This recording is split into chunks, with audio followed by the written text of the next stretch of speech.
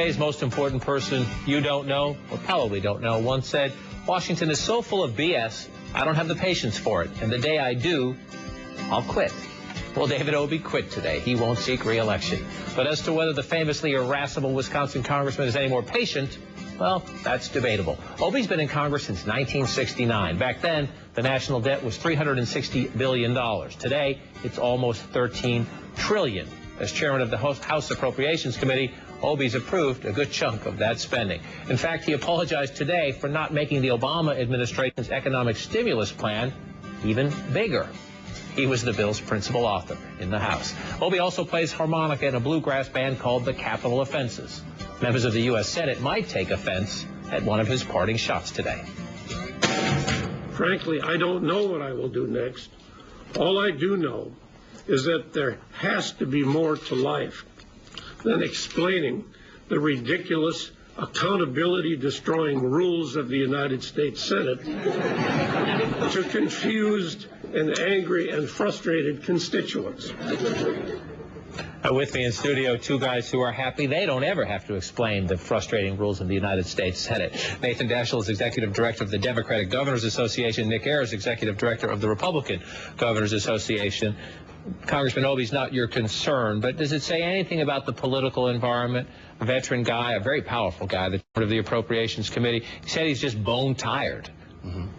Well, look, John, if I had the record of, if my party had the record that Congressman Obey had amassed in the last 18 months since taking office, I'd be frustrated and ready to pack it up and head home, too. He's been in office since 1969. Your numbers showed it. When he came to office, the debt was less than $1 trillion. Now it's nearing $14 trillion. Well, about 15% of that would have come since his party's been in power and had the White House and Congress in the last 18 months. I bet he does have a lot of explaining to do. And we've seen that across the board in Democratic politics. It's not just happening with their congressmen. It's happened with a lot of their governors who cannot defend their fiscal record. They're nice guys. They're likable folks, but, you know, Bill Ritter's not seeking re-election in Colorado because he can't defend his record. You see how he takes a retiree? This is it. This is how it works in Washington. The Governors Association takes a Democratic congressman who retires, and immediately he's after your governors. That's right. And, you know, a lot of people want to know whether this environment is pro-Democrat or pro-Republican. The reality is it's neither. This is an electorate who wants serious leadership and they want results. I would be more concerned about Nick's talking points if they had any validity to them. The reality is, whatever arguments the Republicans might be making at the national level, they can't make at the state level because state spending in the last decade has actually been less under Democratic governors than Republican governors. And if you look at unemployment rates, the top 5 states with the highest unemployment numbers, 4 of them have Republican governors. 4 of the 5 states in the Forbes Best for Business have Democratic governors. So the talking points that Nick wants to bring out of the national level simply are not supported by facts at the state level. All right, let me take a moment to try to get both of you up. Hold on, you'll have more time. Hang on. I just want to get into the environment because Congressman Obey is now the 13th Democrat in the House to say he's not running for re-election. There have been 8 Republicans. There are 10 senators incumbents who've decided I'm not going to seek re-election. Of the 10, 5 from each party. And in the race, as you guys do among governors, you had 4 Democrats and 3 Republicans who could have run. Some governors are term limited, but 4 Democrats and 3 Republicans, including Bill Ritter, is a Democrat who could have run but decided I'm not going to do this. Is there an anti-incumbent, anti-establishment atmosphere out there that's convincing some of these guys, you know what, I just don't want to play? One, you know, there was a great 19th century British prime minister who used to say there are lies, damn lies, and statistics. Let me just set the record straight on the unemployment numbers. The 3 states with the lowest unemployment in the country are 3 states in which Republican governors are: North Dakota, South Dakota, and Nebraska.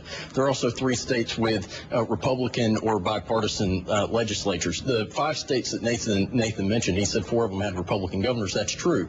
But more than 2/3 of the states are controlled by Democrats at the Supreme Court and the legislature. The Republican governors there were elected to stop the hemorrhaging of the fiscal policies of Democrats. Places like Rhode Island and Michigan and Nevada, California, Florida. I think those are the 5 states he's talking about. But I've said since last November, I don't think that this is an anti-incumbent year. I think incumbents who are proud of their records, who have been good on the fiscal issues, who have held down spending, not raised taxes, they're proud to put their records on the ballot. It's Democrats, more often than not, who are not going to be on the right side of voters, Republicans and independents who are going to vote like Republicans this year, who don't want to run in an environment where fiscal issues really matter. This election is going to be very simple. Are you willing to take on the public sector unions and bust them up and deal with their pension problems? Are you willing to make tough decisions and cut government spending? Or do you not want to make those tough decisions and you want to raise taxes? More often than not, our guys are going to be on the right side of that issue and the Democrats are not. That's just the way it's going to work this year. That's one other thing I want to get to in this segment, but I got to give you a little bit of time there just to come by. Right. Here's the problem that Nick's going to have this year. First of all,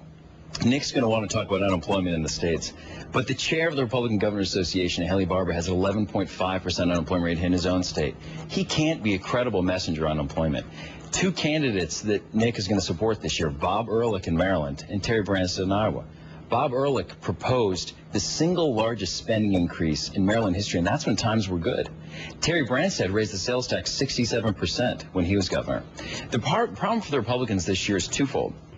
One is, increasingly, they have to radicalize their base to get them active. And as they do, they turn off moderates and independents. The second is that all of the candidates and all of the ideas the Republicans are putting up, and this is especially true at the state level, are retreads. It's the same people and the same ideas who've been in leadership for the last 2 decades who the voters threw out in 2008. All right, that would make a really interesting argument then in Georgia, where there was a governor who was thrown out of office in 2002 named Roy Barnes that the DGA says one of their best candidates in the country. All right, we're not going to litigate all 37 governor's races here today, but maybe between now and Election Day, we'll do them 1 or 2 at a time. You guys hang on, because next in the play-by-play, how good is Tina Fey's Sarah Palin? Well, you'll get to hear how Bristol Palin rates it. And later on, Cinco de Mayo takes on a whole new meaning. Sir, Cinco de